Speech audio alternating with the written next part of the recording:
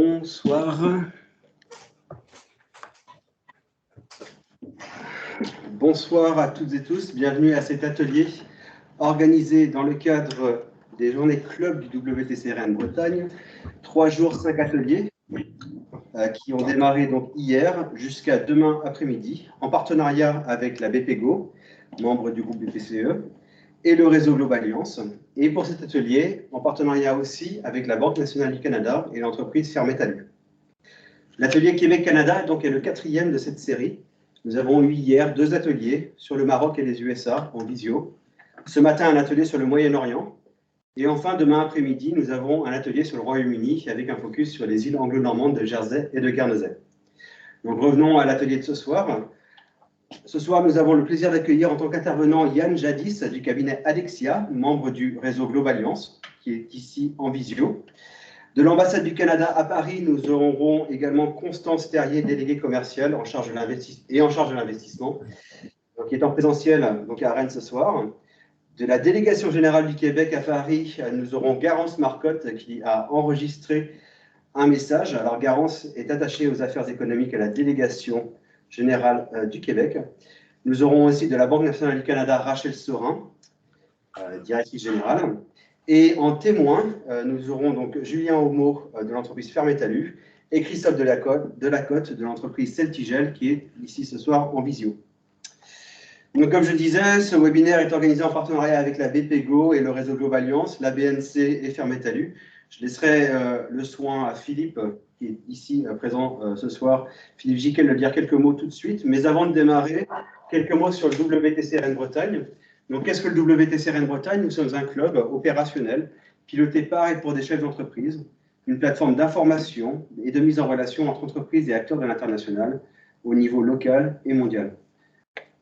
Au niveau mondial, nous faisons partie d'un puissant réseau d'opportunités d'affaires. Nous sommes membres de la prestigieuse World Trade Centers Association, basée à New York, et nous permettons la mise en relation de 700 000 entreprises dans plus de 90 pays. Il existe 320 WTC à travers le monde, dont 10 en France. Au niveau local, parce que l'international est finalement un véritable joueur collectif, le club WTCRN Bretagne offre de nombreuses opportunités d'affaires. Au sein du club, le WTCRN Bretagne, de notre club, les chefs d'entreprise s'informent, échangent, témoignent, travaillent en réseau et s'inspirent des expériences des autres, tout en bénéficiant de nouvelles opportunités.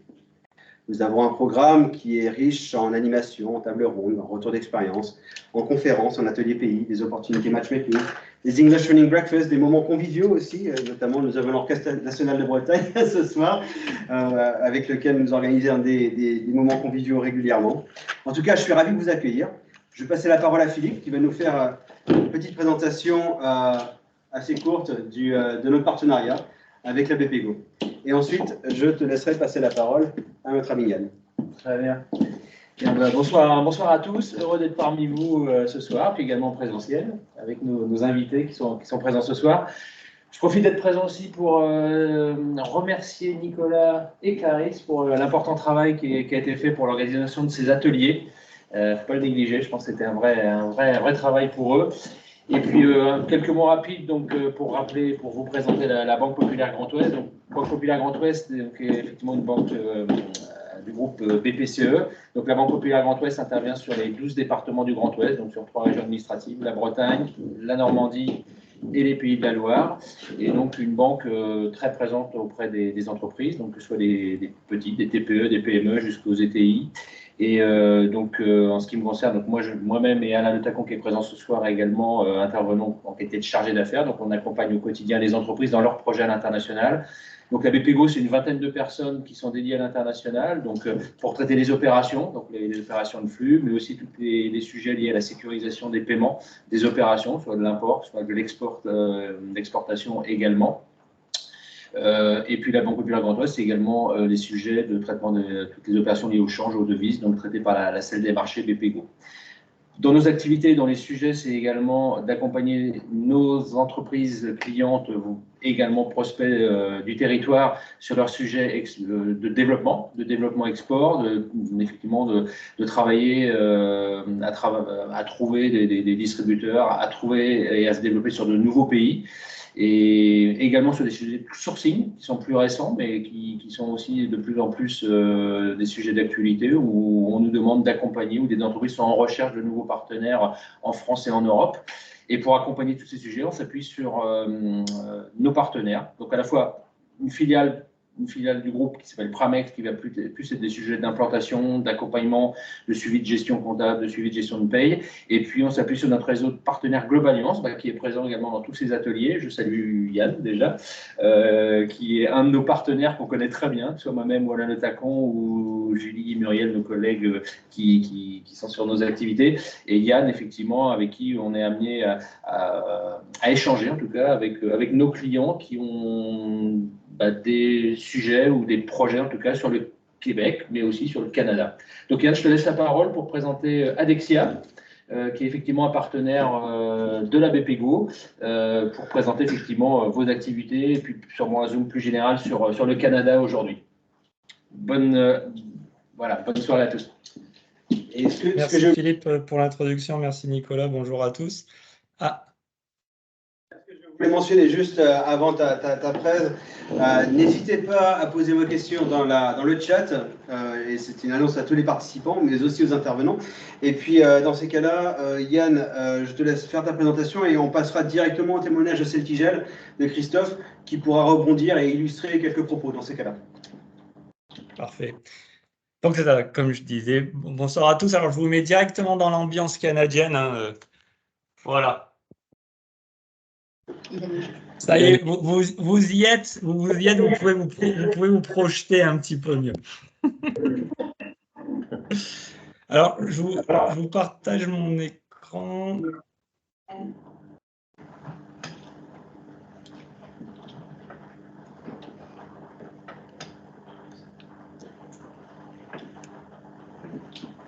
C'est bon, vous devez voir mon écran maintenant? Nickel. Okay. Je sais pas pourquoi tout est très lent. Bon, mon titre n'est pas très original, mais je vais vous parler rapidement des challenges, certains challenges et opportunités identifiées sur le Canada. Donc, peut-être pour me présenter rapidement, donc Yann Jadis, associé fondateur de la société Adexia. On a créé Adexia en 2006. Nous avons un bureau à Montréal où est mon associé Frédéric Lotelier et un bureau à Mississauga, donc en banlieue de Toronto, où je suis situé. Et donc, nous sommes sur le métier d'accompagnement des entreprises, essentiellement françaises, européennes, sur le marché canadien. Et on accompagne les entreprises sur à peu près tous les sujets et tous les projets qui peuvent les intéresser sur ce marché-là. Alors, aujourd'hui, ce dont je voulais vous parler, c'est déjà vous faire une petite présentation du Canada et de sa segmentation. Je vous expliquerai ça un petit peu plus. On voulait essayer de parler avec Nicolas d'un sujet peut-être un peu différent des présentations plus habituelles. Et donc, je vais vous faire une petite présentation dans le cadre du CETA, en français de l'AECG, de l'accord de libre-échange entre le Canada et l'Union européenne.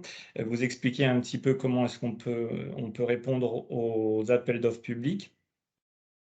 Quelques mots sur les best practices dans les façons de faire des affaires. Et puis ensuite, je présenterai un business case Coopère, où les gens de Coopère étaient sur un salon aujourd'hui, ils ne pouvaient pas être présents.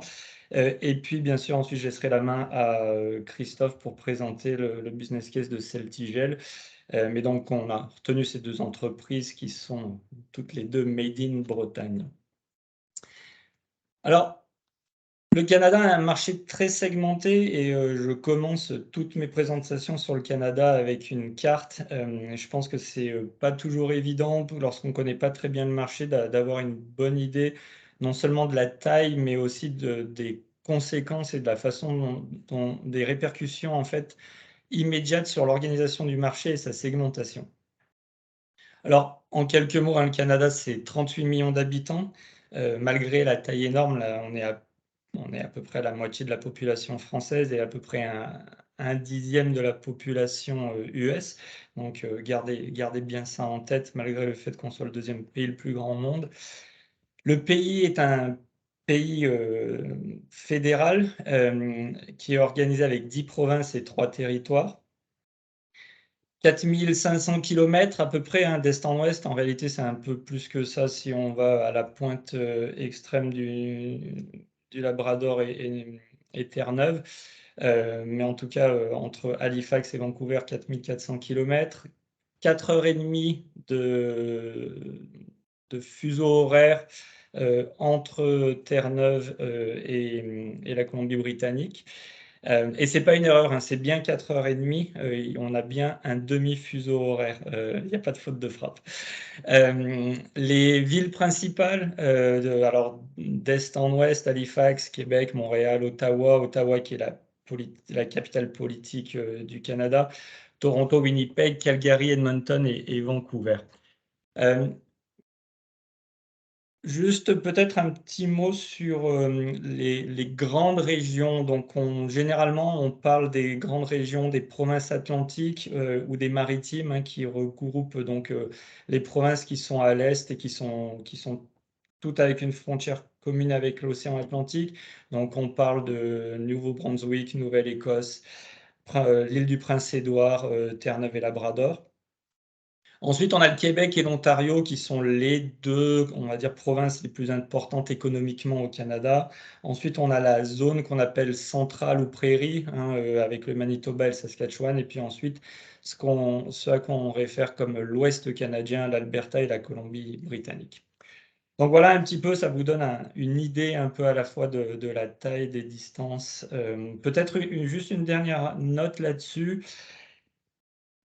Malgré la taille du pays, en réalité, la population canadienne est très urbanisée. On a à peu près 82% de la population qui vit en zone urbaine, ce qui est légèrement plus qu'en France en réalité, de quelques pourcents seulement, mais qui est un peu plus qu'en France, et avec la grande majorité, la très très grande majorité de la population qui vit dans une bande de 300 km entre la frontière US et au nord de la frontière US. Donc sur une bande qui représente à peu près ça. On se retrouve avec là aussi à peu près 80% de la population canadienne.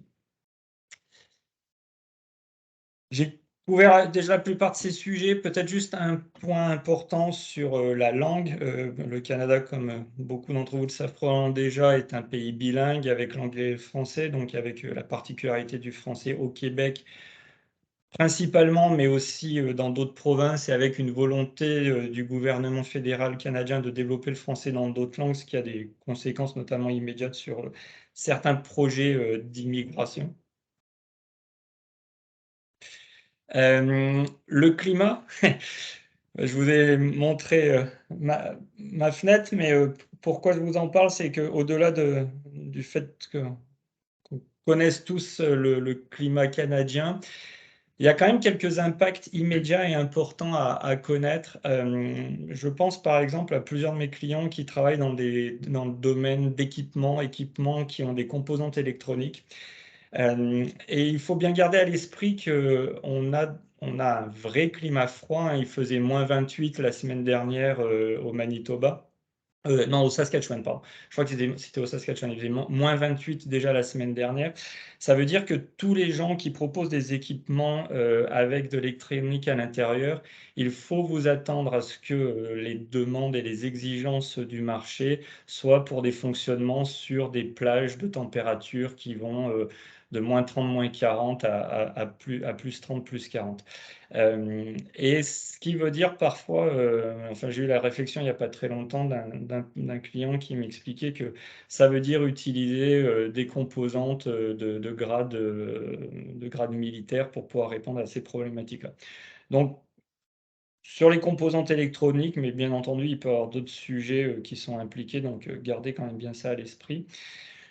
J'ai mis quelques similarités entre le Canada et la Bretagne, notamment un secteur agricole fort, un secteur agroalimentaire fort, des activités tournée vers le maritime, hein, en particulier donc, dans ce que j'ai appelé les provinces maritimes, mais aussi sur l'Ouest canadien, et aussi avec des enjeux de plus en plus forts, des enjeux géopolitiques notamment, mais aussi des enjeux de ressources avec toute la côte arctique. Et puis un environnement IT qui, un peu comme partout, se développe rapidement. Alors, ça, c'est une slide extrêmement importante. Il faut que vous ayez bien ça en tête. C'est comprendre qu'au Canada, il y a 3 niveaux de gouvernement. Le niveau fédéral, le niveau provincial et territoire, et le niveau municipal. Alors pourquoi c'est important? Parce qu'en fait, les compétences et ce qu'on appelle les powers en anglais, mais les compétences sont réparties en fonction des différents niveaux de gouvernement. Et parce que ça serait trop simple si on avait ou du fédéral ou du provincial ou du municipal, il y a aussi bien entendu un certain nombre de secteurs d'activité où il y a plus qu'un des niveaux de gouvernement qui est impliqué. Je pense par exemple à des sujets comme l'agriculture ou l'immigration. Mais pour faire simple, le fédéral a toutes les compétences sur ce qui est la défense, les affaires internationales, la banque, la poste, tout ce qui est pêche, ainsi que les principaux modes de transport, téléphone, et puis tout ce qui est transport de matières premières par pipelines. Et les provinces, ce qu'il faut retenir notamment, c'est que les provinces ont la gestion de tout ce qui est l'éducation, la santé, et également, bien entendu, les municipalités à laquelle, en fait, ils transfèrent une partie de leurs compétences pour des gestions, notamment pour les grandes municipalités. Je ne vois pas s'il y a des questions dans le chat avec la façon dont mon écran est disposé, mais en tout cas, n'hésitez pas à m'interrompre, hein, je n'ai pas l'impression qu'on soit beaucoup, donc si vous avez des questions, n'hésitez pas. Alors, comme je vous le disais en introduction, je voulais vous dire 2 mots sur l'opportunité que représentent les appels d'offres publics au Canada dans le cadre du CETA, de la ECG. Donc, je ne m'étendrai pas trop là-dessus parce que je pense que quelqu'un va parler un peu plus de la ECG et du CETA, mais moi, je vais me concentrer sur l'aspect des appels d'offres publics. Alors, le Canada a un certain nombre, hein, d'accords de libre-échange, donc le CETA dont on a parlé, le Can-UK-TCA, qui est en fait une extension post-Brexit du CETA. Donc, en gros, c'est un copier-coller du CETA, mais qui s'applique uniquement au UK post-Brexit. Et puis le CUSMA, qui est l'ancien NAFTA, qui, sous l'ère Trump, a été renégocié et renommé. En gros, hein, ce qu'il faut retenir, c'est que grâce à l'accord du CETA, à peu près 98% des biens sont maintenant en franchise de douane entre le Canada et l'Europe. Alors, comme je vous disais, si on focus un peu plus sur l'opportunité des appels d'offres publics, il y a un chapitre dans le CETA qui est le chapitre le plus important sur ce sujet, qui s'appelle le chapitre 19, et qui dit en fait assez clairement que les entreprises européennes peuvent répondre à tout appel d'offres public canadien, quel que soit le niveau de gouvernement. Donc ça veut dire que les entreprises européennes peuvent répondre aux appels d'offres publics fédéraux, provinciaux et municipaux. Alors bien entendu, comme dans tous les accords au monde, il y a un certain nombre d'exceptions et de limites, mais en tout cas, dans les grandes masses, les entreprises européennes peuvent répondre à l'ensemble de ces appels d'offres. Alors pourquoi c'est intéressant? C'est intéressant parce que déjà des appels d'offres publics au Canada, il y en a des dizaines, voire des centaines par jour. Parce que comme je l'expliquais tout à l'heure, en fonction des paliers de gouvernement, il y a des compétences qui sont aux différents niveaux et qui touchent par exemple des secteurs comme le secteur hospitalier ou le secteur de l'éducation. Ce qui veut dire qu'à chaque fois qu'il y a un appel d'offres dans un hôpital, à chaque fois qu'il y a un appel d'offres dans l'équivalent en France d'une académie scolaire, ici on va appeler ça un school board par exemple, tous ces appels d'offres sont aussi disponibles sur les différentes plateformes, donc soit les plateformes fédérales, provinciales, voire municipales.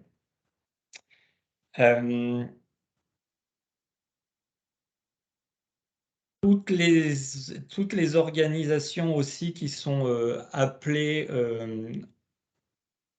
Crown Corporation, donc les sociétés de la couronne, ça veut dire toutes les sociétés qui en fait sont sous gouvernance du gouvernement. Donc je pense par exemple à Canada Post, Via Rail qui est la société de transport de passagers, CBC qui est la chaîne de télé publique. Toutes ces organismes et sociétés, dès qu'elles lancent un appel d'offres, ces appels d'offres sont aussi considérés appels d'offres publics et sont aussi donc ouverts aux sociétés européennes, donc françaises en particulier et bretonnes par extension.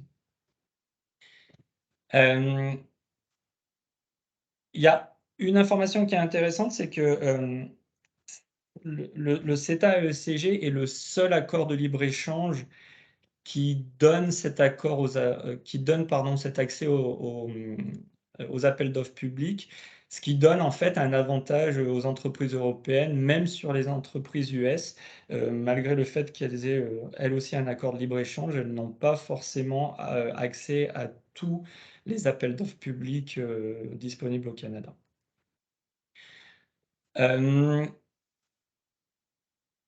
Alors, il y a quelques exceptions qu'on retrouve ici, qui sont en fait des exceptions qui sont un peu liées à du protectionnisme et qui sont souvent liées en fait à la présence sur certains territoires de sociétés canadiennes qu'on souhaite protéger.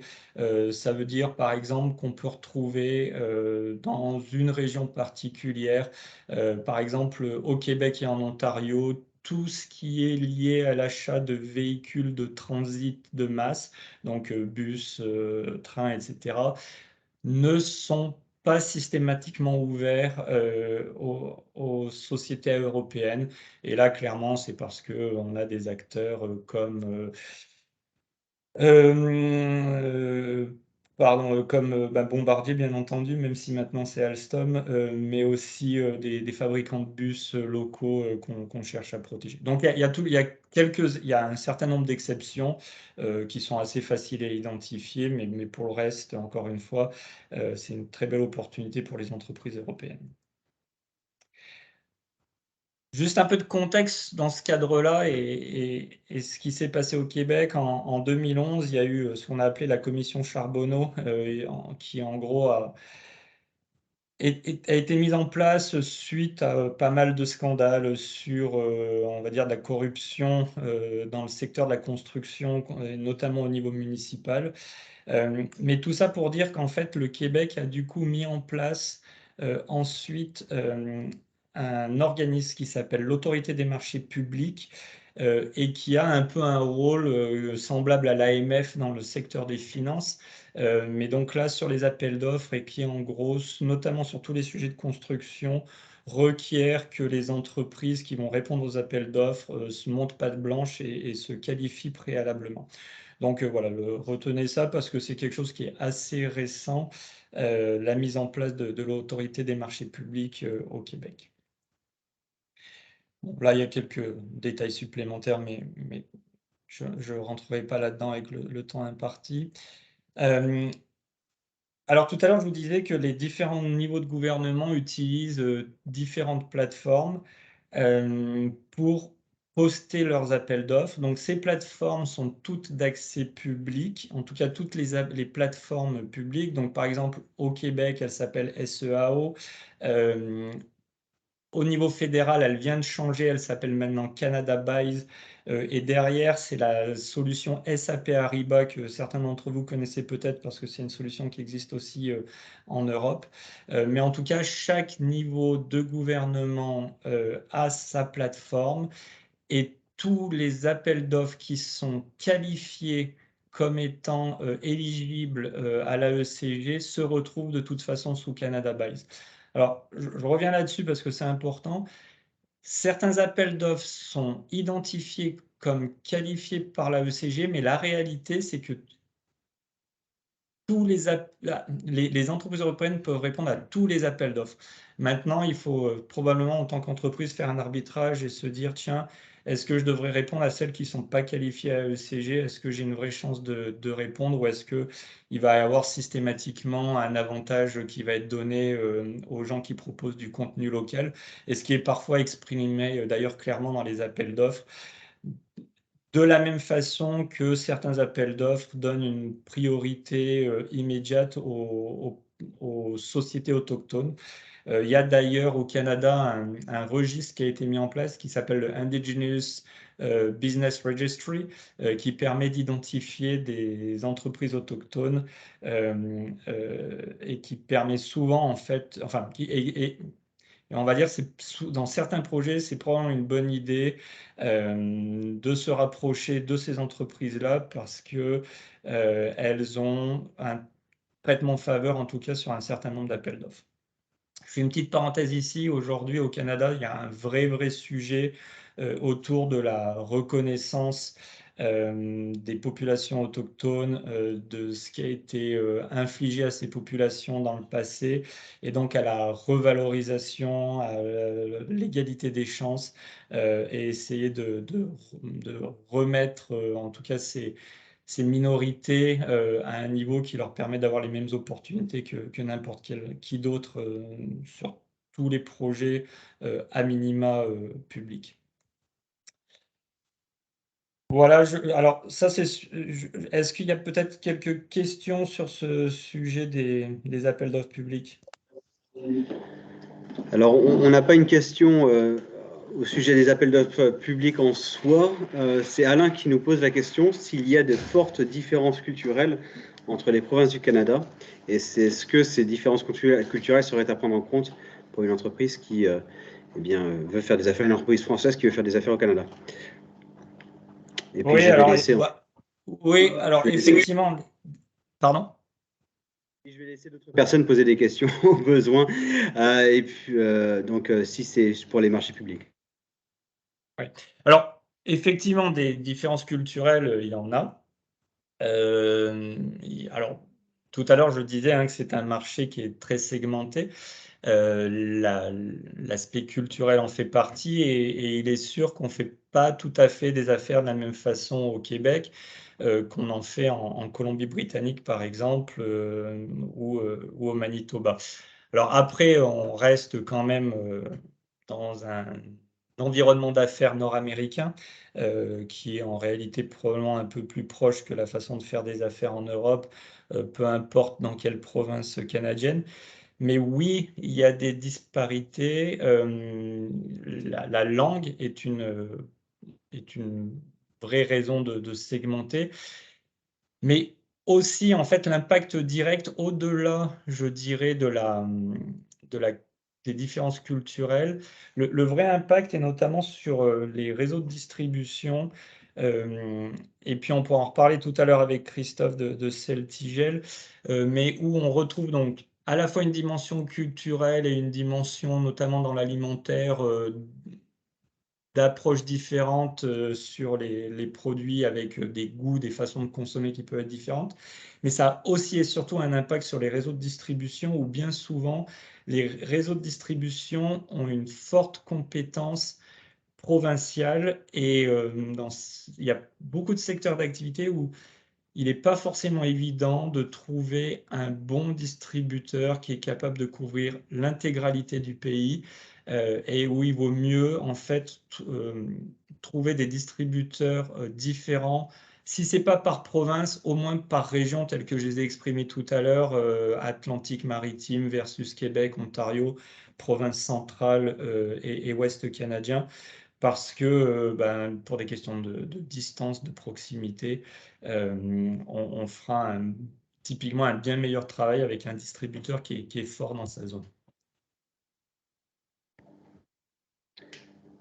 Merci. Il Pas pour le moment, à moins qu'on nous en ayons en présentiel. Ce que je propose, tu veux faire l'étude de cas Coopérl ou est-ce qu'on passe directement la parole à Christophe? Ouais, en fait, j'avais deux petites slides rapides peut-être, puis juste parce que dans le cadre des appels d'offres publics, c'est important. La première, c'est simplement 2 mots sur la façon dont on peut créer une société au Canada et donc une filiale en particulier. En gros, hein, et pour faire simple, il y a 2 façons. Ou bien on peut incorporer une structure au niveau fédéral, ou bien on peut incorporer une structure au niveau provincial. Euh, la différence étant essentiellement sur le fait qu'il faut avoir des administrateurs qui sont fiscalement résidents au Canada lorsque l'on fait une incorporation fédérale et dans certaines provinces canadiennes, mais que par exemple en Colombie-Britannique, au Québec et en Ontario, depuis à peu près 1 an maintenant, on n'a plus besoin d'avoir d'administrateurs résidents fiscaux canadiens, ce qui fait qu'on peut d'avoir des administrateurs qui sont 100% français et ce qui simplifie bien les choses en termes de constitution de structure.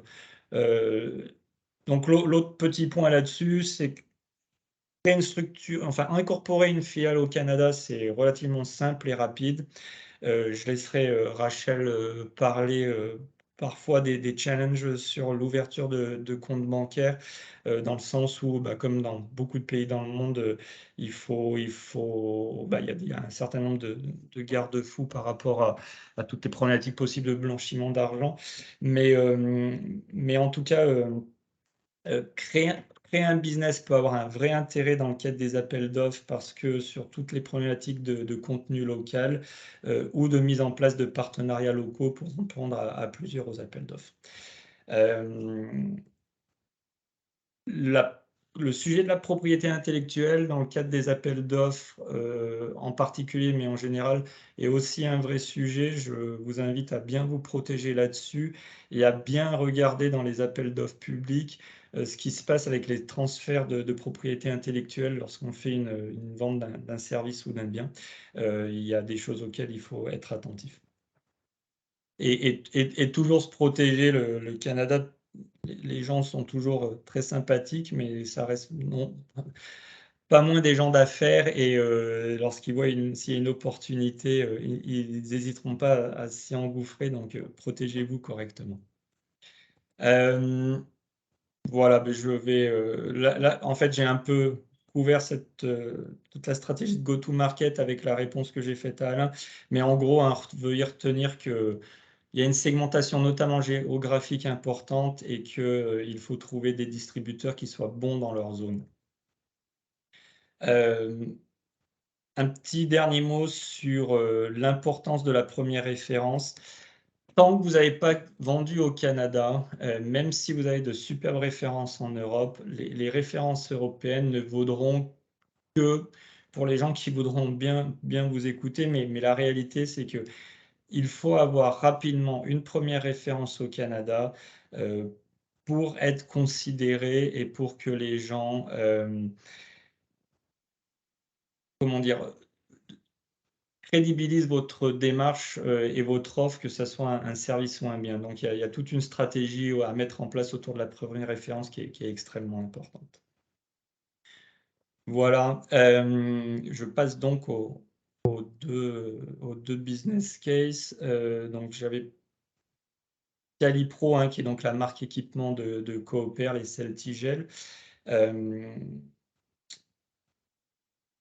Je vais laisser la parole à Christophe et puis si on a un peu de temps, je pourrais revenir sur Cooper ensuite, comme vous voulez. On part là-dessus à ce moment-là. On pourra dire 2 mots sur le cas Cooper, peut-être en utilisant quelques illustrations que Christophe n'utiliserait pas ou des exemples que Christophe n'aurait pas utilisés.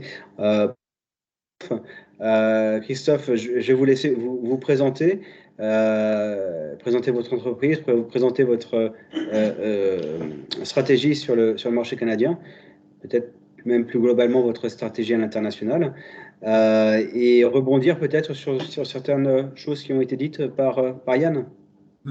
Avec plaisir. Avec plaisir. Évidemment, on est en connexion avec Yann, hein, parce que tout ce qu'il vient de dire, ben, on l'a déjà vu ensemble. donc, ça va, c'est en ligne, hein, il n'y a pas de problème.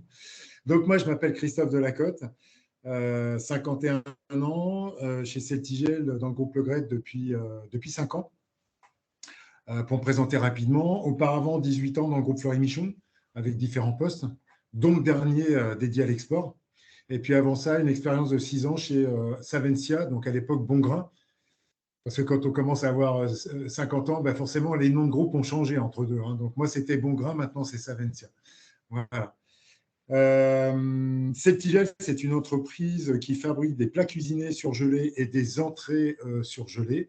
Donc des plats cuisinés de tout type, hein, puisqu'on fait des plats de 300 grammes jusqu'à 2 kilos. Donc on a comme cible aussi bien de la GMS, du réseau spécialisé, que du food service, puisqu'on fait aussi des plats de kilos en collectivité.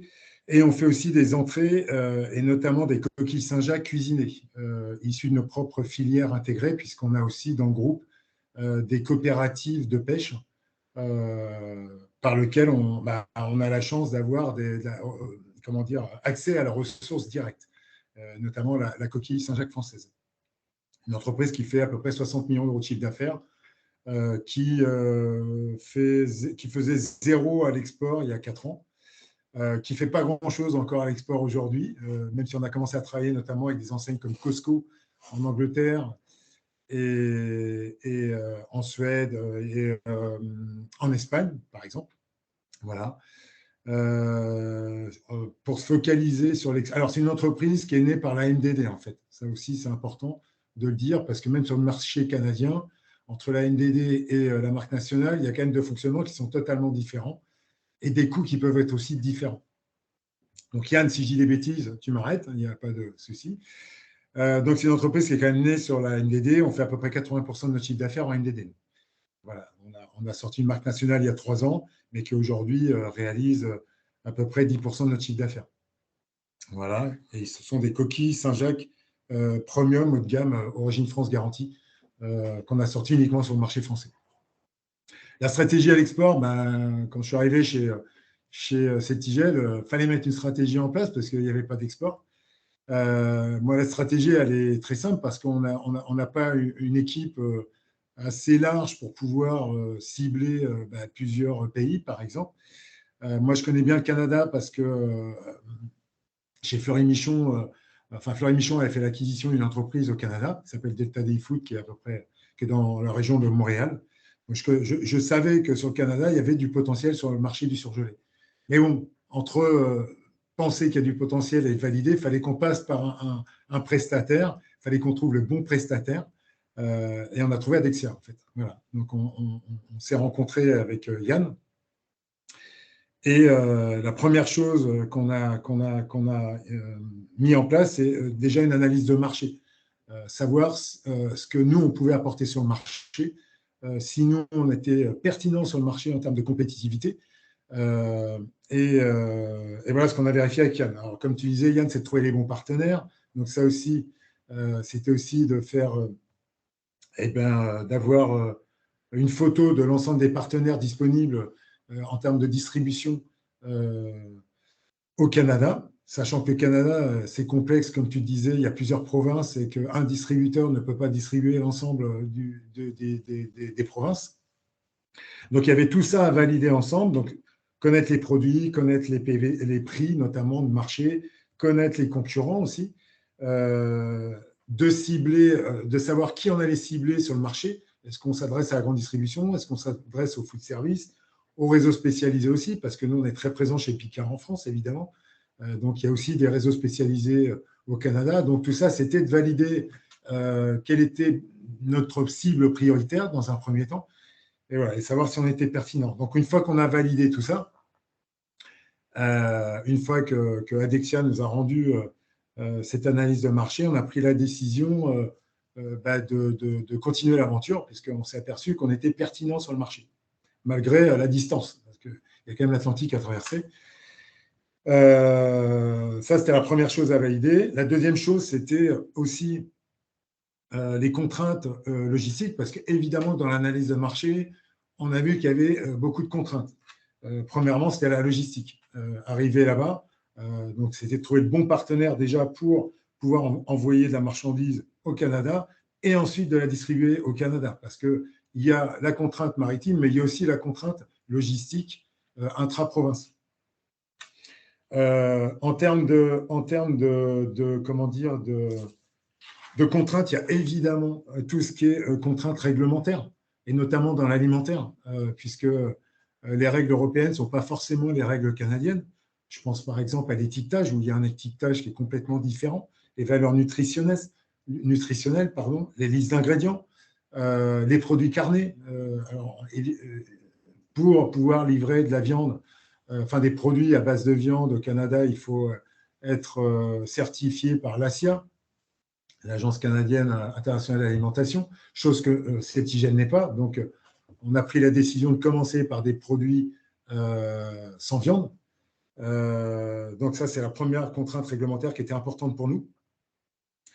Ce qu'il faut savoir aussi sur le marché canadien, c'est qu'on a des cycles de vente qui peuvent être longs. Mais ça, je dirais que c'est global à l'export. Moi, j'ai bien en tête, pour en avoir fait 4 ans chez Fleury Michon, que quand on attaque un marché, pour moi, la cible, c'est de livrer un colis 2 ans après. Voilà. Alors, si on le livre avant, c'est la cerise sur le gâteau. Mais il faut bien avoir en tête que quand on attaque un marché, encore en plus, comme le Canada, qui a quand même des réglementations assez complexes, notamment sur l'alimentaire, ne serait-ce que pour envoyer des échantillons. Yann peut en témoigner, mais on a eu quelques galères à envoyer des échantillons au Canada. Alors, une fois qu'on connaît bien les rouages, ça devient un peu plus simple, mais on a mis quelquefois 2 mois à envoyer des échantillons. Et moi, quand j'ai fait ma tournée au Canada, j'ai fait ma tournée sans échantillons, parce que les échantillons n'étaient pas arrivés en début d'année. Voilà. Donc, il y a un tas de contraintes qu'il faut bien valider et savoir si l'entreprise elle est armée pour faire face à ces contraintes. Parce que derrière, ça veut dire aussi qu'il faut avoir les ressources humaines, que ce soit au niveau de la qualité, que ce soit au niveau de la logistique aussi et de la DV en interne. Voilà, il y a tout ça à valider avant de pouvoir se dire oui, on va sur le marché. Et moi, ce que j'attendais d'Adexia, et ce qu'ils ont très bien fait, c'est de pouvoir m'appuyer sur Adexia comme étant une filiale. Parce que le fait d'avoir quand même 8000 km qui nous séparent, d'avoir des partenaires sur place qui sont capables d'organiser des rendez-vous, des dégustations, pour nous, c'était vraiment important. Et même si ça a un coût, il faut le dire, c'est toujours une source quand même d'économie quelque part pour l'entreprise, parce que s'il avait fallu que je fasse tous les allers-retours de rendez-vous que Yann et son équipe a assurés, c'était pas forcément si évident que ça. Donc voilà ce que je peux te dire.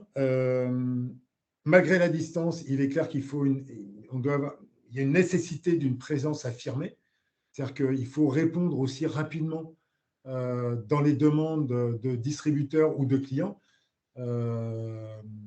Ça, c'est une nécessité parce qu'en fait, on n'est pas attendu sur un marché qu'on veut exploiter. On n'est pas forcément attendu. Donc, il faut aussi être très présent malgré la distance. Il faut bien comprendre l'environnement, les codes. Les codes peuvent être différents que les codes européens. Tu le disais d'ailleurs dans ta présentation, il faut bien comprendre l'environnement. Qu'est-ce que je peux dire d'autre? Venir en complémentarité du marché, ça c'est important. Ce qu'on a analysé sur ce marché-là, nous par exemple, chez Cetigel, on est très fort sur tout ce qui est lasagne bolognaise, lasagne, enfin tout type de lasagne. Et on a vite compris qu'on n'aurait pas notre place sur ce marché-là au Canada parce qu'il y a déjà des faiseurs et il y a déjà beaucoup de produits de lasagne sur le marché. Alors, au début, on se disait, tiens, on va venir avec de la lasagne, mais ça, on l'a oublié tout de suite. Ce qui est sûr, c'est que dans l'analyse de marché, il faut bien cibler sur quel produit on va proposer au marché. Donc, on a vu, par exemple, que les produits ethniques étaient un moyen de rentrer sur le marché. On fait aussi des produits ethniques, comme des bibimbap, par exemple, qui sont des recettes coréennes. Donc, on a bien vu que sur ce marché-là, il fallait qu'on vienne avec des produits vraiment complémentaires plutôt que des produits en frontal d'entreprises qui sont déjà sur place. Et l'objectif d'avoir une référence sur ce marché-là, comme tu disais, Yann, nous, on a compris que c'était plutôt qu'on allait plutôt rentrer sur une référence ethnique plutôt que française, par exemple. Parce qu'on peut venir avec des spécialités, mais il ne faut pas être trop spécialiste non plus. Parce qu'il faut comprendre aussi les goûts, les attentes des consommateurs sur le marché canadien et aussi des distributeurs. Quand je dis distributeurs, ça va être les clients, pas les distributeurs forcément qui vont plutôt être des partenaires logistiques. Je pense à CTS Food, par exemple. Voilà, il faut bien comprendre ce qu'attendent les consos et ce que nous, on peut proposer dans notre savoir-faire sur le marché. Oui. Christophe, j'avais une question. Quand vous présentez le Canada, vous parliez effectivement de l'organisation par province. En fait, vous, dans le cadre de votre déploiement, ça s'est passé de cette manière-là? C'est-à-dire que vous êtes positionné aujourd'hui sur une province, des provinces? Comment vous fonctionnez? En fait, on n'avait pas ciblé une province en particulier. Moi, j'ai fait une tournée canadienne en début d'année. Je suis allé au Canada. On a fait le Québec et on a fait l'Ontario. Alors, j'ai fait le Québec avec Frédéric Letellier, qui est l'associé de Yann, sur le Québec, puisqu'il s'occupe de la partie québécoise. Et j'ai aussi fait une tournée avec Yann sur l'Ontario. Donc, en fait, comment dire ça? C'est le bon distributeur, c'est de trouver le bon distributeur et après, on va attaquer la province, en fait. C'est un peu l'opportunité, en fait, qui va créer. On peut très bien commencer par l'Ontario ou par le Québec. Je veux dire, c'est vraiment le bon partenaire qu'on trouvera sur place qui va un peu être la locomotive de notre projet. Moi, ce qui était important pour moi, avant toute chose, c'était de trouver le bon partenaire, le bon distributeur qui va redistribuer nos produits sur place. Alors, on avait une piste avec CTS Food, par exemple, qui a sa propre marque, était plutôt présent, Yann, sur le Québec. Plutôt, mais aussi un peu sur l'Ontario quand même. Un peu sur l'Ontario aussi. Voilà. Donc, moi, ce qui était important avant tout, la première chose qu'il fallait que je valide, c'est de trouver un bon distributeur.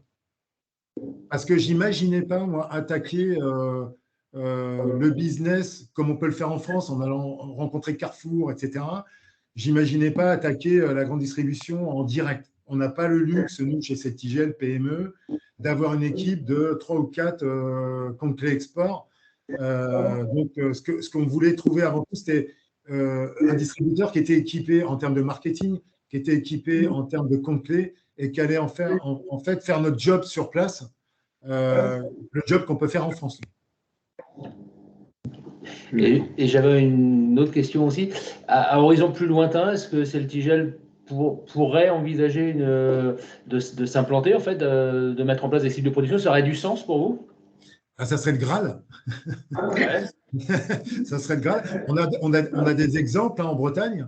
On a Marie Morin, par exemple, je ne sais pas si ça vous parle, implanté à Quessoir, qui vendent des desserts, mousse au chocolat, etc. Ils se sont implantés au Québec alors qu'ils sont partis il y a 15 ans avec le sac à dos au Québec. Et je crois qu'ils en sont à leur deuxième usine, si je ne me trompe pas, au Québec. Un très bel exemple. Alors évidemment que cette idée, c'est un peu aussi, ça serait du rêve. Pour l'instant, on est très loin de ça, mais vraiment très loin de ça. Mais oui, on pourrait imaginer effectivement s'implanter au Canada dans 10-15 ans si on a l'opportunité et le business. Oui, bien sûr. Et j'ai une question pour Yann, je continue mon questionnement. L'implantation au Canada peut faciliter un développement nord-américain? Je pense aux voisins du Sud. Oui, mais ce n'est pas des passerelles forcément aussi automatiques et ça dépend des secteurs d'activité. Si on regarde par exemple, notamment dans le secteur alimentaire, il y a certains acteurs communs, des gens comme Walmart et Costco. Mais au-delà de ça, si on regarde qui sont les très gros joueurs dans la GMS au Canada, donc les groupes Loblaws, Sobeys et Metro, ces gens-là ne sont pas du tout présents aux États-Unis. Donc, il y a deux choses à retenir de ça. La première, c'est que ce n'est pas forcément des passerelles automatiques, mais par contre, avoir des références au Canada permet de démontrer qu'on est capable de livrer et de servir un marché transatlantique et donc va rassurer les interlocuteurs US, et inversement, hein, pour les boîtes qui sont présentes aux US et qui veulent aller au Canada, ça rassure les interlocuteurs sur la capacité de l'entreprise à servir à 6000 km de là. Donc, ce n'est pas forcément des passerelles automatiques, en tout cas pas dans tous les secteurs d'activité, mais ça a forcément un effet très positif sur le déploiement commercial, parce que ça revient à ce que je disais tout à l'heure, ça fait des références nord-américaines qui ont une vraie valeur pour les autres interlocuteurs nord-américains. Merci Yann. On va devoir avancer. Le temps nous presse. Peut-être en quelques mots, Yann, pour compléter la presse de Christophe, quelques mots sur Calipro. J'ai retenu le taux de pénétration, enfin la pénétration sur le marché. Christophe parlait de 2 ans. Est-ce que c'est assez commun? Est-ce que, en parlant de Coopéral Calipro, est-ce que ça leur a mis aussi à peu près 2 ans pour envoyer des machines là-bas ou Ouais, alors, la situation de Coopéral Calipro est un peu différente, parce que Coopéral Calipro a des partenaires à peu près de partout dans le monde, et ils ont notamment un partenaire danois. Il y a un écho assez terrible. Il y a un écho? Alors, je vais merci d'éteindre vos micros à ce moment-là. Ah. Est-ce que ça va mieux? Oui, c'est mieux, merci. Il y a donc Coopéral a plein de partenaires, et notamment des partenaires qui étaient déjà distribués ici. Donc, en fait, d'une certaine manière, ils avaient déjà une présence là. Mais aujourd'hui, sur la partie Calipro et des équipements qu'ils ont développés, ça leur prendra, oui, à minima 2 ans. Pour l'instant, je ne pense pas qu'ils aient encore fait une vente sur de l'équipement Calipro. Ce que je veux, par contre, peut-être ce qu'on peut dire rapidement sur Coopéral et la partie équipement de leur activité, c'est 2 choses. La première, c'est que les conclusions de l'étude qu'on a réalisée étaient que c'était un no-go. Ils nous ont demandé de faire une étude sur un équipement très particulier, et les conclusions étaient de dire que toutes les conditions ne sont pas rassemblées dans une même province. Et on revient encore une fois à l'idée de la segmentation, c'est que si on regarde, si le Canada avait été un tout petit pays, les conditions auraient pu se réunir. Mais en fait, on n'avait qu'une partie des conditions dans chacune des provinces, et les marchés étant très segmentés dans l'agriculture en particulier, on n'arrivait pas à réunir dans une même province toutes les conditions. Et donc, en fait, notre conclusion a été de dire c'est un no-go sur ce type d'équipement.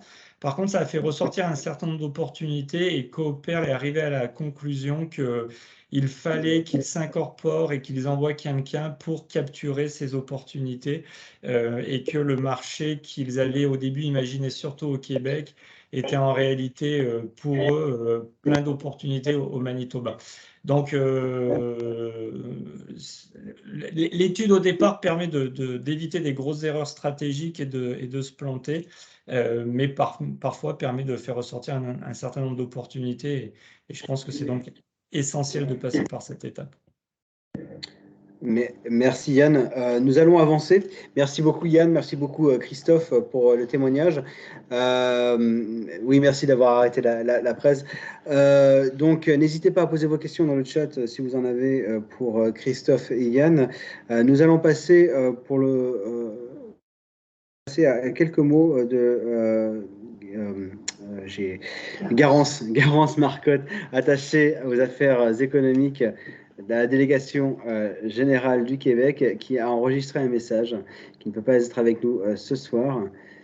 Je vais partager, ça va juste me prendre une petite minute. Et normalement, le son marche de tous les côtés. On a fait le test tout à l'heure. Là, je l'ai passé, il est là, tac.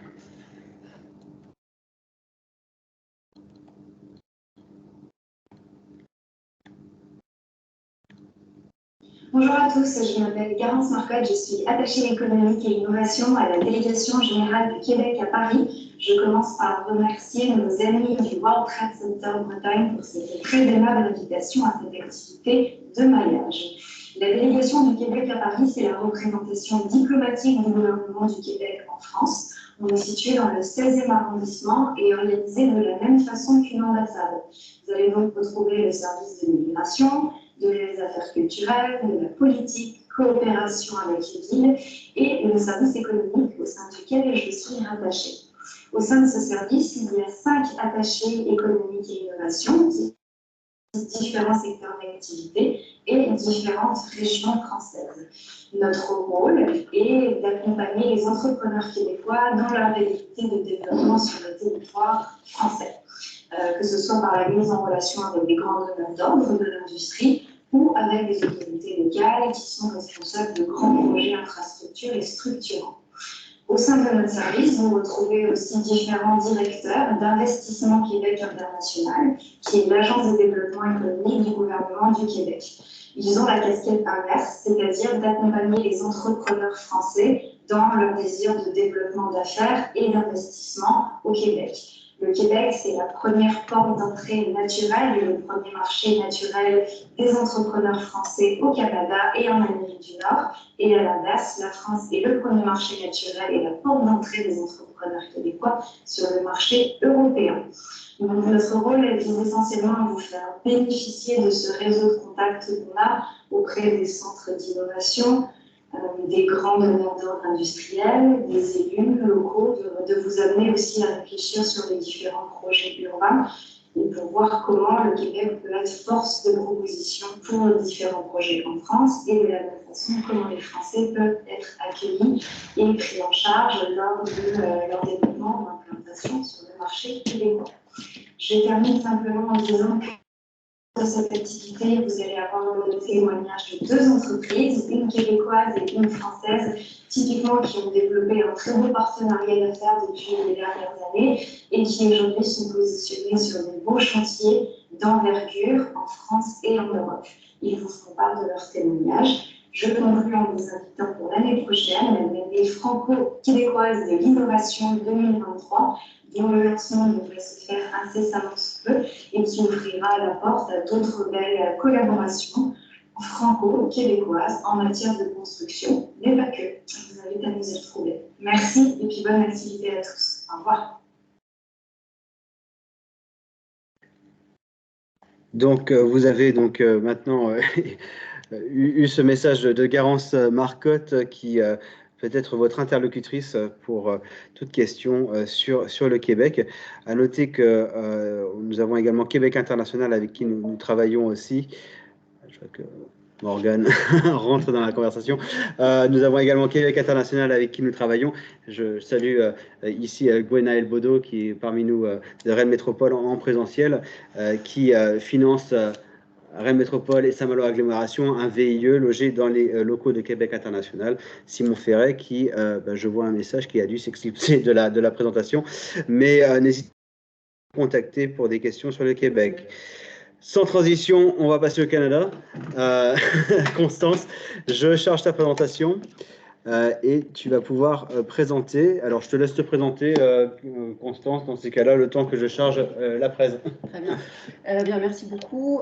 Bonsoir à toutes et à tous. Merci beaucoup, Nicolas, pour l'invitation et pour donner l'opportunité de présenter à la fois l'ambassade et puis les services des délégués commerciaux que je représente. Donc, je m'appelle Constance Terrier, je suis déléguée commerciale à l'ambassade du Canada et en tant que déléguée commerciale investissement, ma mission en France est d'accompagner les entreprises françaises qui souhaitent s'implanter au Canada. On les accompagne à la fois sur des conseils, pas forcément stratégiques sur leur volonté de se déployer au Canada, mais sur des conseils peut-être plus techniques en matière de création d'entreprise, les mettre en relation avec les avocats, des comptables, des fiscalistes, des spécialistes en ressources humaines, des spécialistes en immigration aussi, parce que c'est souvent un projet qui implique de l'humain, et que l'humain, il faut le transporter de la France vers le Canada. Les mettre en relation aussi avec les écosystèmes plus spécifiques à leurs activités, et enfin, les mettre en relation avec, au niveau local, les agences de développement qui peuvent être municipales ou provinciales. J'ai une présentation qui est assez longue, mais que je vais volontairement réduire à quelques aspects peut-être plus essentiels sur le thème qui nous anime ce soir. Donc c'est une présentation qui est très générique sur les attraits du Canada, pourquoi décider de s'implanter au Canada, mais elle sera partagée, donc de toute façon, elle est en français et elle est assez claire, donc beaucoup de chiffres, mais qu'on va essayer de passer ensemble. On peut peut-être passer cette slide, celle-ci aussi. Donc le Canada, pays très solide au point de vue économique, des bons marqueurs macroéconomiques. Je pense que Rachel y reviendra aussi. Un très bon rebond aussi de l'activité, de la reprise du recrutement et de l'emploi après cette pandémie, avec, pour l'anecdote, des taux de vaccination aussi qui ont été finalement assez hauts et qui permettent un retour à l'emploi et un retour à l'activité beaucoup plus serein. Je vais te demander de passer. Une dette aussi très faible par rapport à d'autres pays du G20, même la plus faible parmi les pays du G20. Donc un taux d'endettement globalement bas finalement pour le Canada. Vous voyez, on est très loin de ce qui peut être fait dans certains pays européens ou même aux États-Unis. L'inflation qui plutôt galopante dans certains pays européens reste très très limitée au Canada, en tout cas sous contrôle. Elle est là, évidemment, comme partout ailleurs, mais vraiment avec une volonté de la maîtriser et de faire en sorte que finalement l'inflation reste sous contrôle. Alors, le climat d'affaires. Le climat d'affaires, c'est depuis plusieurs années maintenant que le Canada est placé comme premier pays au sein du G20 pour faire des affaires et le deuxième parmi les 3 premiers pays du monde. Ça tient à la fois à un environnement d'affaires, à une facilité de faire des affaires, même si on l'a déjà dit, un Canadien est un Américain du Nord, même si c'est un Québécois, ça reste un Américain du Nord avec une façon différente de faire des affaires, mais en tout cas, un environnement où ça reste quand même assez facile. S'il te plaît. Très peu de temps pour créer une entreprise, l'enregistrement d'une société, le dépôt, 1 journée et demie, on peut faire ça même depuis chez soi avec une carte de crédit. Les facilités d'enregistrement au niveau provincial sont là. Yann l'a dit, suivant qu'on enregistre sa société au niveau fédéral ou au niveau provincial, il va y avoir des différences, mais globalement, c'est quelque chose qui se fait de façon très rapide et très facile. Donc, vous voyez les différents... je suis allé trop vite. Tu peux y aller. Ensuite, effectivement, le Canada attire toujours des investissements, attire des investisseurs et c'est prévu pour continuer. Donc, c'est un pays qui est en croissance, qui s'est bâti sur cette croissance à la fois et cette immigration, mais la volonté vraiment de faire croître son potentiel humain, son potentiel économique, et il se place très bien parmi les pays envisagés de façon stratégique par les entreprises mondiales pour venir faire des affaires. Un taux d'imposition donc relativement modéré qui se situe dans la norme finalement des pays industrialisés. Peut-être ce qui va faire un effet de levier, c'est le faible taux de charge sur les salaires. Ici, on est plutôt vers 47%. Au Canada, on est plutôt vers 10-12%. Donc, ça fait quand même, sur cet aspect vraiment de fiscalité, il n'y a pas d'effet waouh, je dirais. En tout cas, sur la fiscalité du travail, on arrive à avoir des taux qui sont bien plus intéressants. S'il te plaît. Donc là encore, le taux effectif marginal d'imposition est assez bas, voire parmi les plus bas du G7, donc données très macroéconomiques. Une main-d'œuvre talentueuse, oui, il y a au Canada une main-d'œuvre qui est très bien formée. 60% de la population en âge de travailler a un diplôme post-secondaire. Donc ça, c'est parmi les pays de l'OCDE, un des pays qui a ce taux le plus élevé, parmi les plus élevés, avec des universités qui sont très réputées et qui sont classées, notamment l'Université de Toronto, l'Université de McGill, qui apportent vraiment, quand on est à Montréal, on voit l'immensité du campus en plein centre-ville à Montréal. Donc McGill, c'est vraiment une très très belle université. Le Canada attire des talents de partout. pour travailler, mais aussi pour étudier. Et on essaye de retenir ces étudiants étrangers qui viennent sur le sol canadien. Donc la pandémie, forcément, a été un vrai trou d'air, mais on sait que en tant qu'immigrant, quelqu'un qui va avoir étudié au Canada va s'intégrer d'autant plus facilement dans la vie économique, dans la vie sociale, parce qu'il aura déjà créé un réseau.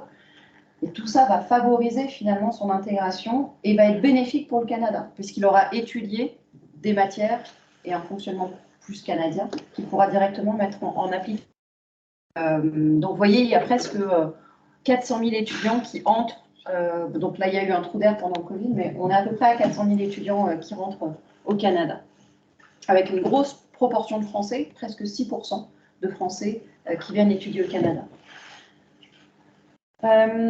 L'innovation, c'est quelque chose qui est très, très au cœur des politiques canadiennes, avec vraiment la volonté de mettre en synergie à la fois le gouvernement fédéral, qui oriente les politiques fédérales, qui sont relayées au niveau provincial et qui sont également reliées par des instituts de formation privés, publics, qui sont également reliés par des clusters, en bon français, ou des grappes sectorielles qui sont là pour accompagner ces entreprises et puis essayer de relayer ça via les marchés mondiaux pour que les entreprises bénéficient de tout cet écosystème d'innovation.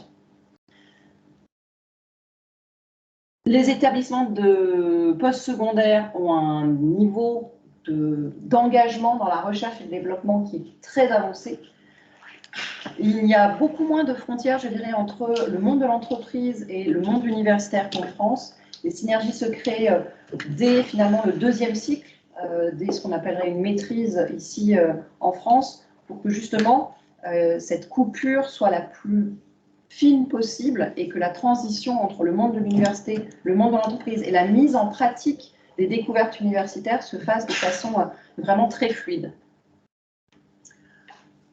Donc, 5 grandes grappes ont été identifiées comme prioritaires par le gouvernement canadien et elles s'appuient finalement sur des expertises qu'on va retrouver à travers tout le Canada. L'industrie des protéines, plutôt dans le centre du Canada, qui est vraiment la zone la plus agricole.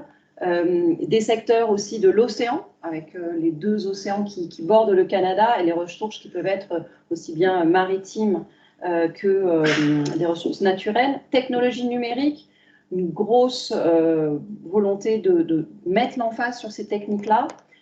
Fabrication prochaine génération, donc c'est vraiment de l'industriel, des productions lourdes sur lesquelles le Canada a de grosses synergies avec les États-Unis. Et puis toutes les chaînes d'approvisionnement et l'intelligence artificielle, qui sont des secteurs vraiment de pointe. La facilité d'accès au marché, on a abordé tout à l'heure le CETA-AECG, donc le traité de libre-échange entre l'Union européenne et le Canada, mais vous voyez qu'il y en a plein d'autres. Il y a 14 accords en fait, internationaux entre le Canada et d'autres pays ou zones géographiques, ce qui fait qu'on arrive à couvrir 51 pays et quasiment 1,5 milliard de personnes sur Terre. Donc c'est vraiment un axe qui vous permet, une fois qu'une société est incorporée au Canada, elle bénéficie finalement de l'accès à tous ces marchés. Donc, carte des États-Unis, tout à l'heure Yann l'a dit, mais on voit vraiment que effectivement la population se concentre dans cette bande de 300 à 400 km au nord de la frontière avec les États-Unis. C'est vraiment là que la majeure partie de la population est centrée, mais c'est aussi dans ces zones que les échanges se font le plus avec les États-Unis. La zone Toronto, Windsor, Cleveland, Détroit, Chicago, etc. Très, très polarisante, parce que c'est vraiment là que énormément d'activités sont drainées, mais également avec d'autres secteurs, notamment la côte Est, et puis plus bas jusqu'à la Floride. Le Canada, on y vit très bien, forcément, c'est connu pour ça, a une façon de travailler différente. On commence peut-être plus tôt, mais on finit aussi plus tôt. On garde du temps pour une vraie vie personnelle et un équilibre vie personnelle, vie professionnelle.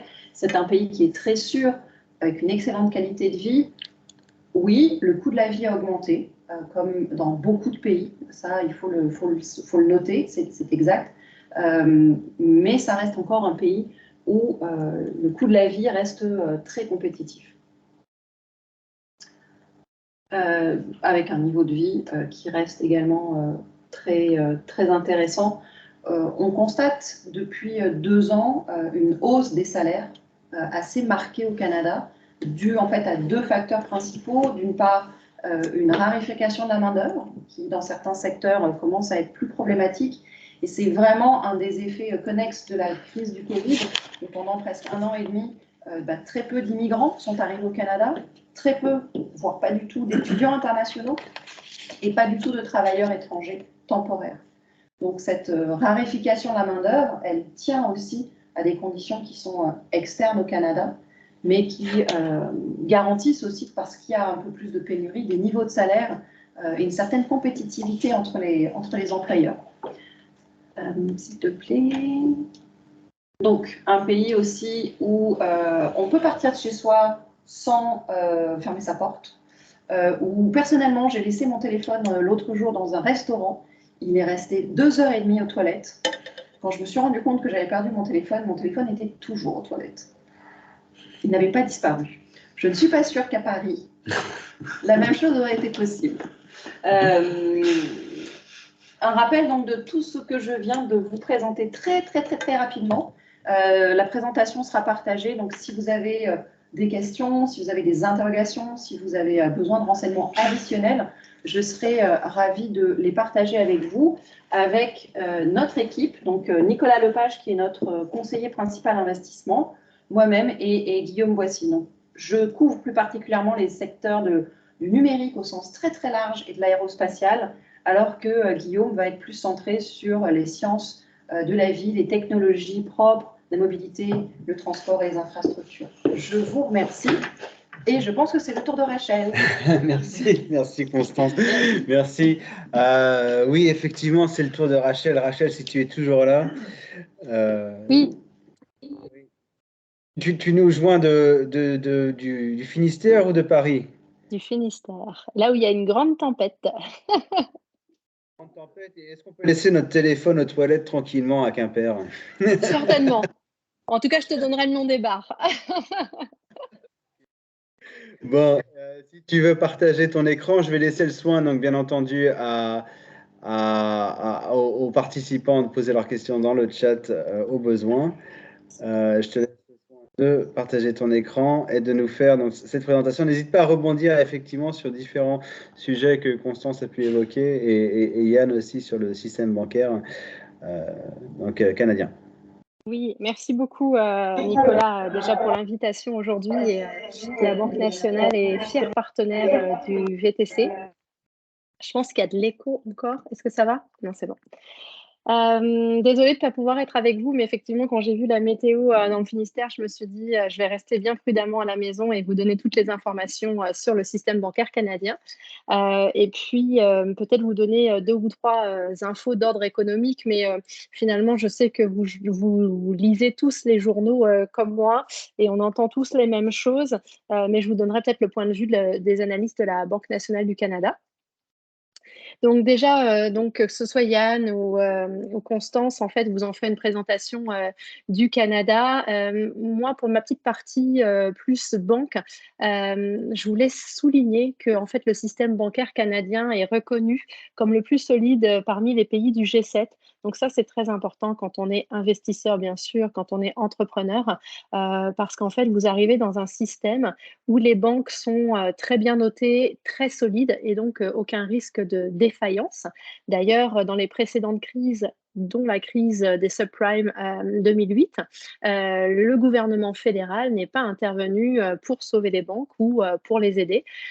Donc, ce sont des banques qui sont extrêmement surveillées par les régulateurs. Il faut savoir que sur ce grand continent canadien, vous avez uniquement 6 grandes banques qu'on appelle des banques à charte fédérale, donc qui ont la licence pour exercer sur les 10 provinces et 3 territoires. Nous, on fait partie des 6 grandes banques. En fait, on est classé au 6e, donc souvent je dis on est la plus petite des grandes banques. Les premières banques sont plutôt anglophones, en fait. Vous allez retrouver la Royal Bank of Canada, Toronto Dominion, CIBC, Banque Scotia ou même Banque de Montréal qui est Bank of Montreal. Donc toutes ces banques ont leur siège social à Toronto, puisque Toronto demeure la place financière du Canada. Mais nous, Banque nationale du Canada, on est plutôt une banque francophone, une banque québécoise, et donc notre siège social est à Montréal. On est très fiers de cette en fait, distinction par rapport aux autres banques. Mais cependant, on est présent bien sûr sur tout le territoire. Alors, avec Nicolas, quand on a préparé mon intervention, on s'est dit que finalement, ce serait intéressant de vous parler des grandes différences qui existent entre les systèmes bancaires, parce qu'effectivement, Yann en a glissé un petit mot tout à l'heure, mais faire affaire dans un autre pays, c'est s'attendre à avoir des façons de faire différentes, bien sûr, mais surtout au niveau bancaire.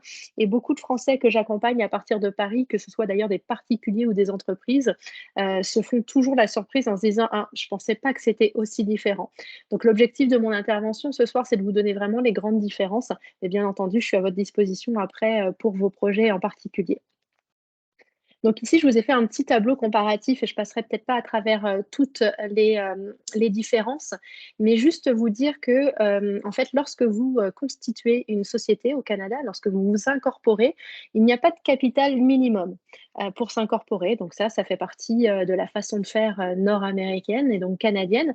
Donc ça veut dire que quand vous ouvrez un compte auprès d'une banque canadienne, une fois que vous avez constitué une société, il n'y a pas de compte de dépôt de capital. Donc, ce n'est pas du tout la même procédure qu'en France. Donc, nous, en fait, en tant que banque, vous voulez ouvrir un compte parce que vous avez incorporé une société de droit québécois ou de droit canadien, et ben, on vous ouvre un compte courant en dollars canadiens. Donc, cette ouverture de compte est assez simple et assez rapide. Alors, effectivement, Yann le disait, effectivement, le KYC, le connaît ton client, est très important dans toutes les banques, partout sur la planète. Donc, forcément, il y a un processus à travers duquel vous devez passer, c'est-à-dire, en fait, nous fournir un certain nombre d'informations sur la société que vous avez créée, si elle est filiale sur la société française, sur les actionnaires. On remonte, comme les banques françaises, aux personnes physiques qui détiennent 25% du capital. Et puis, bien entendu, on veut comprendre ce que vous allez faire au Canada, etc. La Banque nationale, via mon bureau à Paris, en France, en fait, vous permet de faire l'ouverture de compte à partir de la France. Donc, ça simplifie beaucoup les démarches parce que toute la partie d'identification des personnes, je peux le faire en France. Et Nicolas l'a dit tout à l'heure, je suis aussi dans le Finistère, donc je viens souvent en Bretagne. Donc, je peux faire l'identification en personne à partir de la Bretagne. Et donc, ça simplifie beaucoup les démarches. Donc, ce qui fait qu'une ouverture de compte, c'est assez simple, c'est rapide. Et donc, vous détenez un compte en dollars canadiens que vous pourrez gérer à partir de la France, puisque bien entendu, on a des accès bancaires en ligne. La différence au niveau de la tarification, en France, vous êtes habitué à ce que les banques facturent surtout par des commissions de mouvement sur les mouvements au débit du compte. Au Canada, il n'y a pas de commission de mouvement en tant que tel. Il y a des frais fixes, en fait, mais qui sont des frais appliqués au débit et au crédit. Et oui, vous recevez de l'argent sur votre compte, que ce soit par quelqu'un de la famille qui vous fait un cadeau ou par votre client, la banque facture puisque c'est une opération qui passe sur le compte. Donc, débit ou crédit, vous êtes facturé. Donc, ça, c'est une grande différence. Et puis, on parle d'une tarification à la pièce, c'est-à-dire à chaque opération. Mais couramment, en fait, les entreprises sont facturées avec un forfait mensuel. Donc, vous payez un forfait fixe par mois. Par exemple, notre premier forfait est à 6 $ par mois. Et dans ce forfait à 6 $ par mois, vous avez l'accès bancaire en ligne et vous avez 20 opérations sur le compte. Donc, 20 opérations, c'est soit entrant, soit sortant. Et bien entendu, ce forfait évolue en fonction des besoins de l'entreprise. Donc, ça, c'est vraiment différent de ce que vous pouvez connaître en France.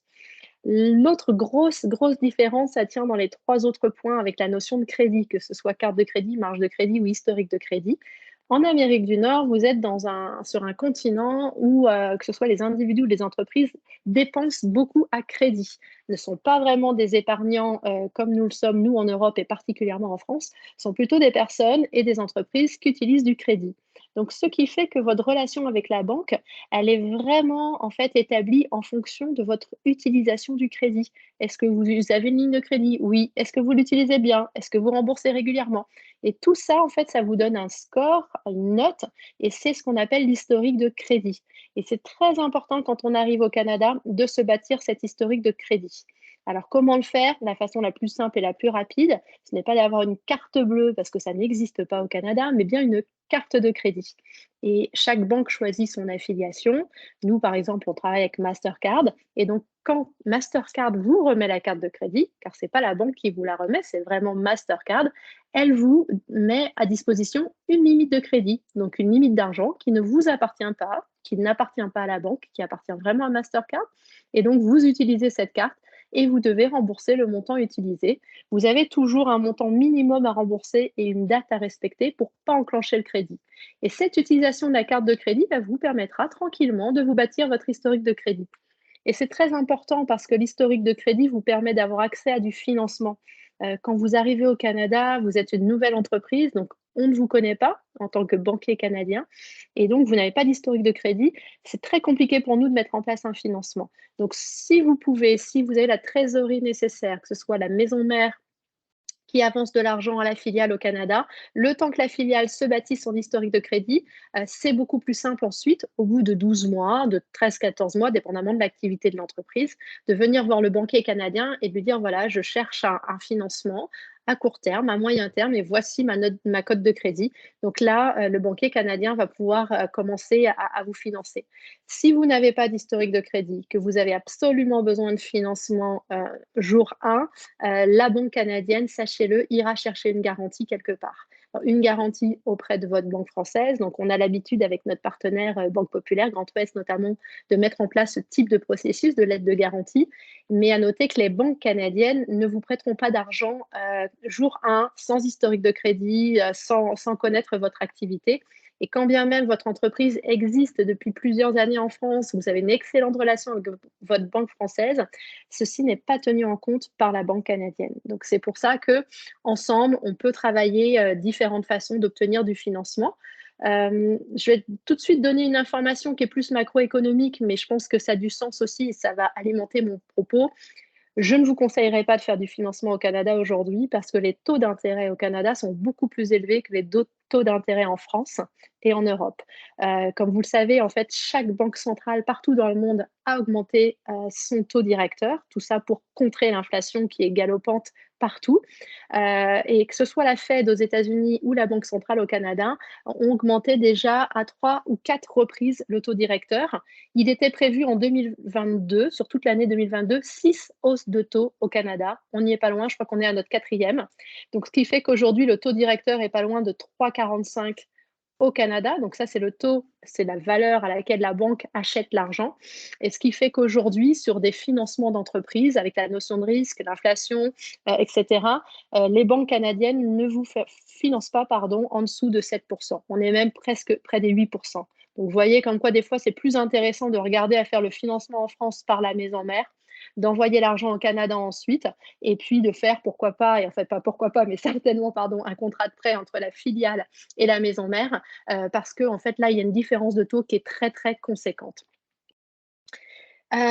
Autre particularité, en fait, plan d'affaires, business plan, c'est juste un petit clin d'œil pour vous dire, surtout au Québec, je vous disais qu'on est une banque francophone, on n'aime pas trop les mots anglais, donc parlez pas de business plan à votre banquier canadien, parlez-lui plutôt de votre plan d'affaires, mais surtout votre plan d'affaires doit absolument être préparé ou relu par des professionnels canadiens québécois. Quand je dis professionnels, c'est comptable, c'est avocat, pourquoi pas, c'est des sociétés comme Adexia qui vous ont aidé à préparer les projections, etc.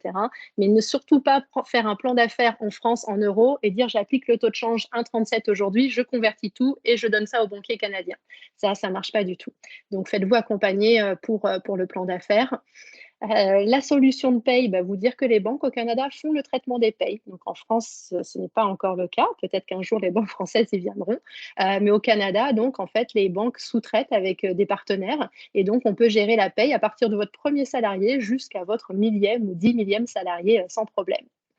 Les deux autres informations que vous voyez sur ma diapo, traite, chèque, Swift, IBAN, c'est pour vous dire que des fois, les vocabulaires en fait sont différents. Et ça peut traiter, alors oui, à sourire de temps en temps entre le Québec et la France, et c'est très sympathique, mais ça peut aussi faire des quiproquos. Et donc, quand on parle d'une traite au Québec, on parle d'un chèque. On ne parle pas d'une traite, c'est-à-dire d'un effet de commerce payable à 60 jours ou 90 jours, comme vous connaissez en France. C'est vraiment un chèque. Donc, en fait, c'est complètement la traduction littérale de draft en anglais. Donc, traite, draft. Donc, voilà, si un de vos clients au Québec vous dit « je te paye par traite », n'ayez pas peur, ce sera un chèque, ce n'est pas une traite au sens français du terme. Et pareil, en fait, quand on va vous ouvrir le compte, souvent mes clients me disent « Rachel, peux-tu m'envoyer l'IBAN ?» Il n'y a pas d'IBAN au Canada, ça n'existe pas. Donc nous, on utilise SWIFT, comme les banques françaises aussi, mais on n'a pas la nomenclature IBAN. Donc simplement, il suffit que le banquier canadien vous donne toutes les coordonnées bancaires, le numéro de compte bien sûr, le code de la banque, le code transit, le code guichet, et vous pourrez faire les virements entre la France et le Canada sans problème. Mais là encore, vous voyez, un terme qui peut paraître un peu banal peut aussi créer des délais et des ennuis. Et puis j'ai mis un petit mot sur les chèques, mais au Canada, comme en France maintenant et partout en Europe, on paye de moins en moins par chèque, mais ils payent quand même plus souvent par chèque que nous. Donc c'est pour ça que je voulais vous le dire. Donc, carte de débit et carte de crédit, j'en ai parlé tout à l'heure de la carte de crédit. Juste, soyez pas étonnés que la banque vous remette 2 cartes.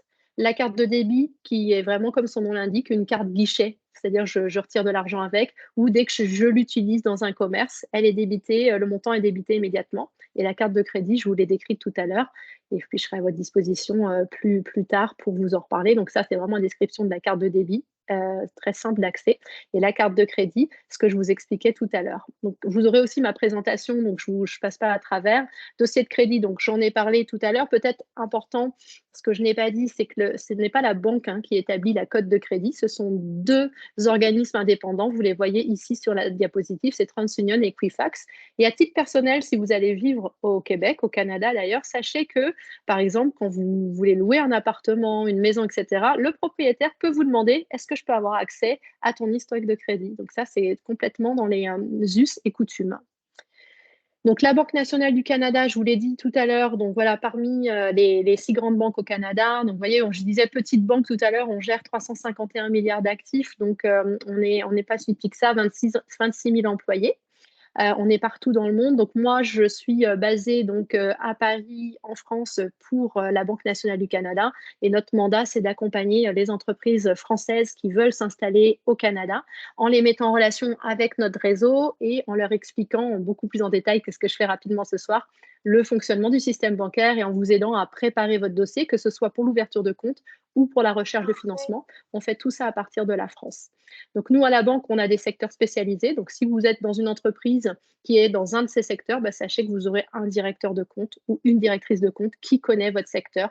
Par exemple, le secteur agricole, on a des agronomes parmi nos collègues. Cinéma, télévision, on est très, très implanté dans ce secteur d'activité aussi. Donc, ça veut dire qu'on connaît votre secteur et surtout, on peut vous introduire dans l'écosystème local, surtout au Québec. On connaît vraiment beaucoup de personnes, beaucoup d'associations. Donc, c'est intéressant de faire partie d'un secteur pour votre entreprise parce que vous serez mieux accompagné, en fait.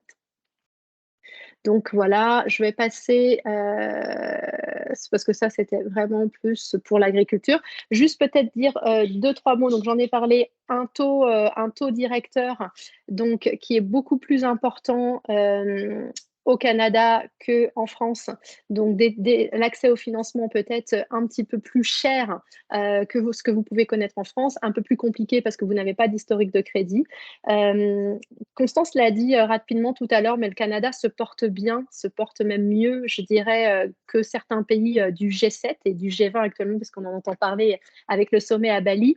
Le Canada a une économie très résiliente, en fait. Bon, d'ores et déjà, avant la pandémie, le Canada n'était pas endetté à des niveaux qu'on connaît, nous, en France ou en Europe. Je vous rappelle qu'en France, on doit être aujourd'hui endetté à plus de 115-116% du PIB, quand c'est 60% à peu près au Canada aujourd'hui. Donc, ce qui fait que le Canada a aussi des marges de manœuvre en termes d'économie.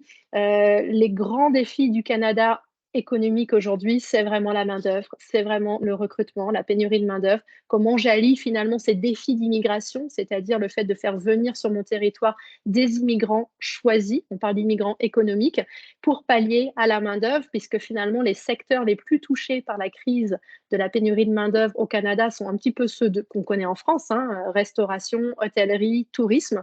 Or, ce sont souvent des personnes qui sont peu qualifiées, qui exercent ce type de métier. Et d'ordinaire, le Canada préfère prendre des personnes qui sont plus qualifiées, bac+3, bac+5, etc. Donc, le petit dilemme en ce moment sur certaines provinces et le Canada, il est vraiment là.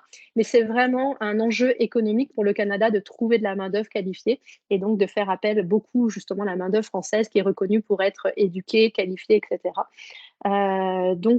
Voilà à peu près, Nicolas, j'ai fait un peu le tour de ce que je voulais dire, mais bien entendu, je suis à votre disposition maintenant ou après si vous avez des questions.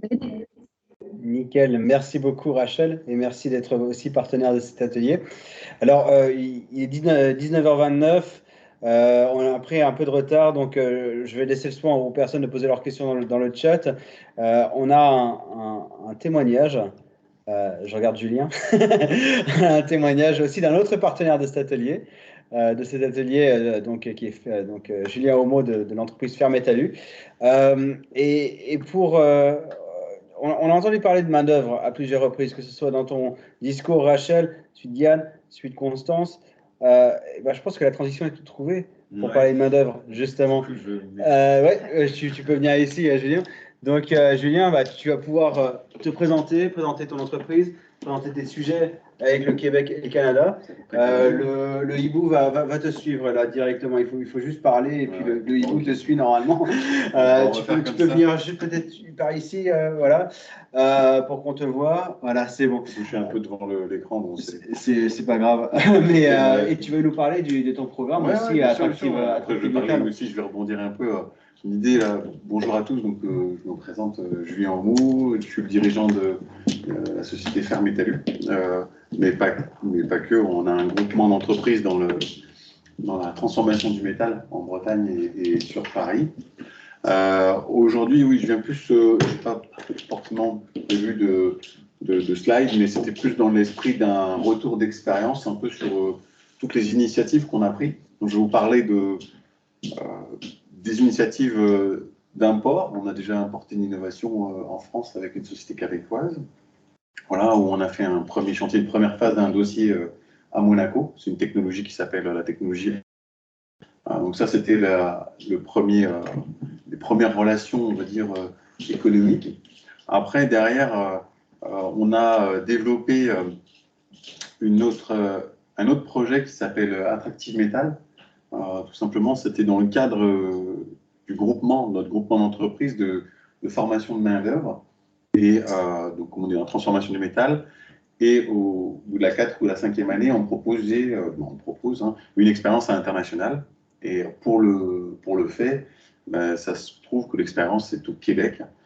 On a des bonnes connexions aussi avec des entreprises québécoises. Et là, pour le coup, c'est une entreprise du Saguenay, en haut, chez Koutimi, qui est l'entreprise GRC, qui a accueilli Mathieu, qui est parti en début septembre. Donc, c'est un peu, entre guillemets, notre premier VIE artisanat, si on peut nommer ça comme ça. Donc, voilà, ça, c'est en cours d'expérimentation. Après, c'est vrai que c'est pas évident. Il y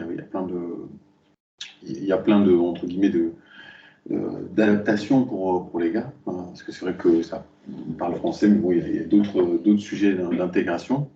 Et pour rebondir sur la prise de parole, là, sur la création d'entreprise, on a créé une entreprise pour faciliter les relations économiques. Là, ça s'est fait pendant les congés. Là.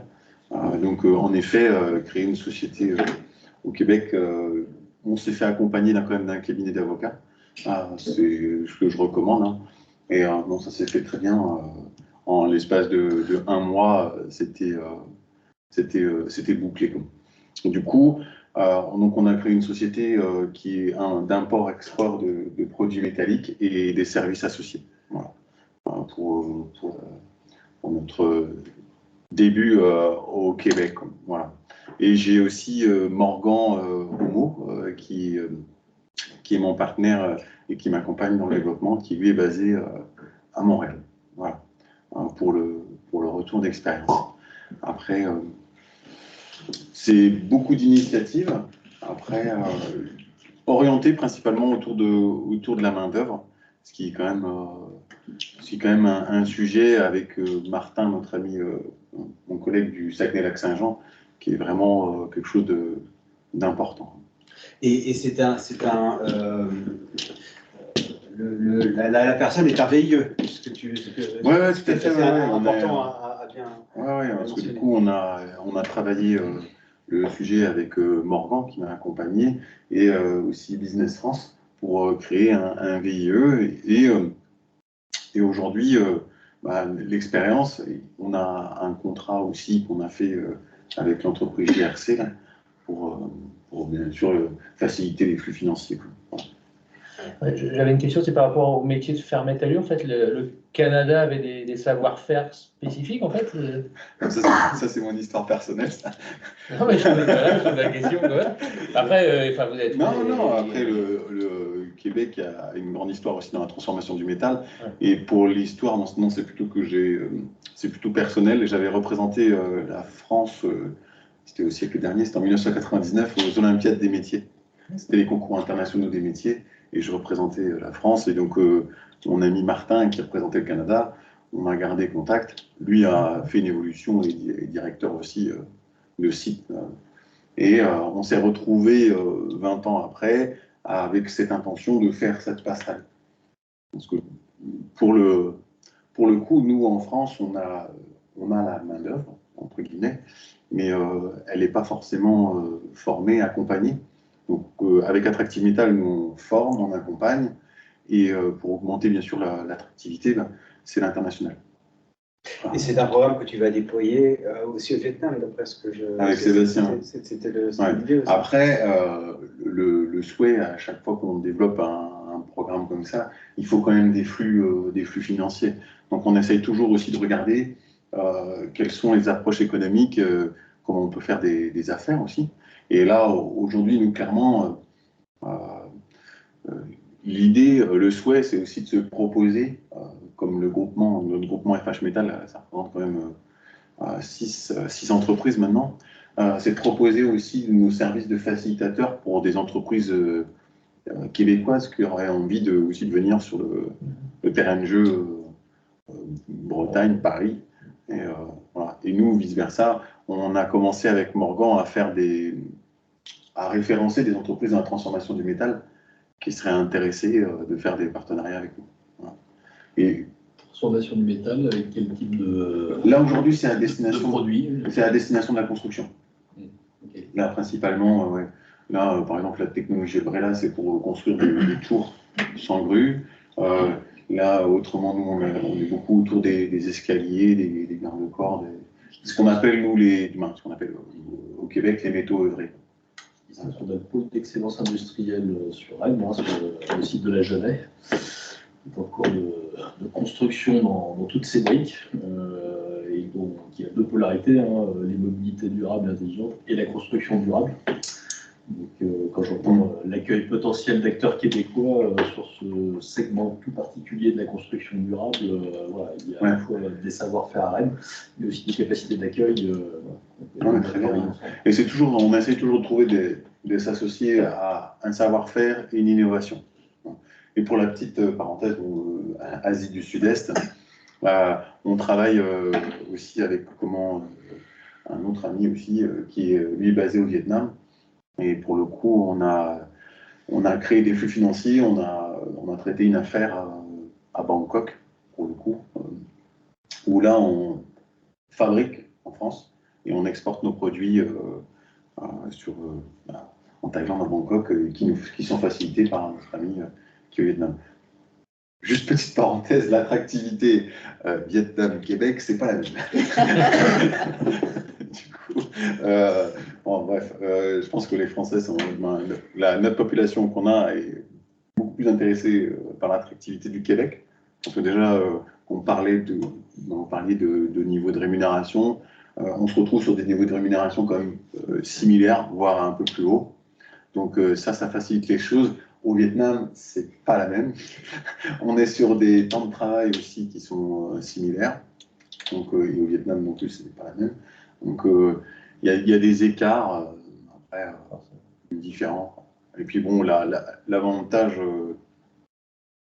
la francophonie facilite aussi l'intégration de ces jeunes travailleurs.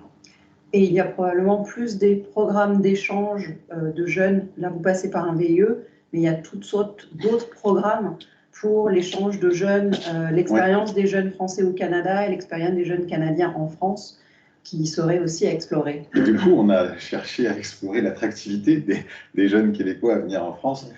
Et ça ne marche pas trop, en fait. Non, ça marche pas bien, hein, mais pourtant, il y a des programmes. Parce que l'intention d'origine, c'était de se dire, on fait un échange. Ouais. On fait un échange, et du coup, il y avait plus de volontaires de notre côté que de l'autre côté. Et côté québécois, il y a quand même un vrai sujet sur la rétention. Et puis aussi la rétention de main-d'œuvre, comme ils nomment ça, quoi.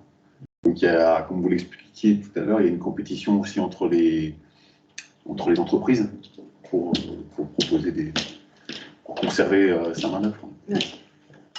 Voilà. Et du coup, on travaille aussi avec Rachel, que je salue. Donc, voilà. En tout cas, ça fait un moment qu'on te suit, Julien, Ouais, parce que ça fait. Tu étais exactement à cette place-là avant la pandémie, il y a 3-4 ans de ça, devant Michel Boisvert, d'ailleurs, délégué général du Québec, pour évoquer tes différents projets. Ça fait un moment qu'on te suit.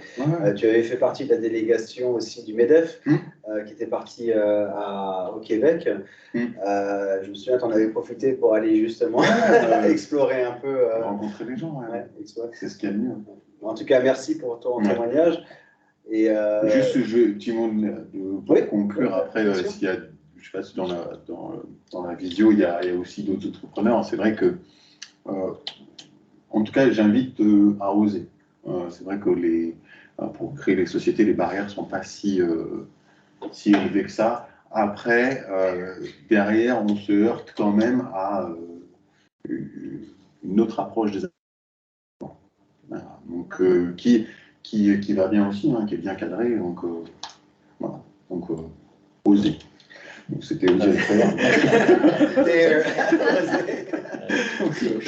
On est parti. Bon, merci à tous et puis bonne continuation dans vos projets. Merci Julien. Si vous avez des questions, n'hésitez pas à les poser dans le chat à distance. Des questions à Julien, des questions à nos intervenants. Merci en tout cas d'avoir participé à cet événement en hybride qui est enregistré. Le replay sera disponible dans le courant de la semaine prochaine, ainsi que dans notre newsletter à laquelle je vous invite à vous inscrire. Ça sera dans le petit message de remerciement, petit message subliminal que j'aime envoyer. Yann, merci énormément pour ton intervention. Merci au réseau Globaliance d'avoir participé à cette série d'ateliers et bien entendu à la BPGO, à nos partenaires aussi, la Banque nationale du Canada et Fermetalu. Merci Christophe pour votre témoignage, c'était fascinant, très intéressant. Je suis vraiment curieux de voir comment votre entreprise se développera sur ce marché canadien. Et pourquoi pas, on va parler de nord-américain également, c'est un challenge. Je vais remercier aussi donc, Garance qui a fait son petit message en vidéo, Constance de l'ambassade du Canada à Paris, Rachel pour tes mots, et puis Rachel de la BNC, et Julien pour ton témoignage. Nicolas, Merci. je ne sais pas, tu m'entends encore? Oui, je t'entends. Oui, je voulais juste saluer parce que je la vois et je vais lui donner la parole à Priscilla de Québec International. Tu en as parlé, c'est un partenaire du VTC, mais c'est aussi un partenaire de la Banque nationale.